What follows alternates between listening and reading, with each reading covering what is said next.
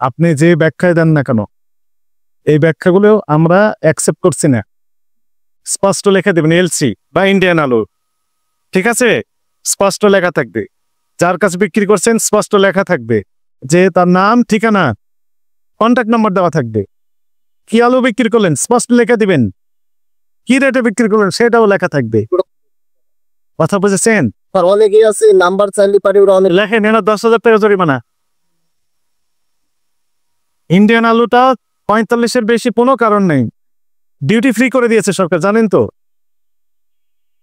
তো সরকারের যে মনে করেন একটা ডিউটি পেত, সেখানে যেহেতু ফ্রি করে দিয়েছে, লাভটা কি হলো তাহলে জনগণের? 18 কোটি মানুষের দিকে তাকিয়ে সরকারি সিদ্ধান্তটা নিয়েছে, আবার কোনো বেনিফিট আসে নাই। কারণ হচ্ছে আপনাদের কারণে। মিডিয়াম হিসেবে ব্যবহার হচ্ছেন। ওই ব্যাপারী এসে বলেছে এলসি বিক্রি করেন, আপনি বিক্রি করছেন কোন রেটে? আগেকার রেটে। ওয়াই কেন সহযোগিতা করলেন তাকে? অপকর্মে। আপনার আত্মীয় স্বজন আছে না?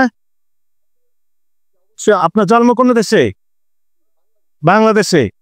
বাংলাদেশি মানুষের প্রতি আপনার মায়া মহব্বত আছে? করছে, আবার কথা বলেন।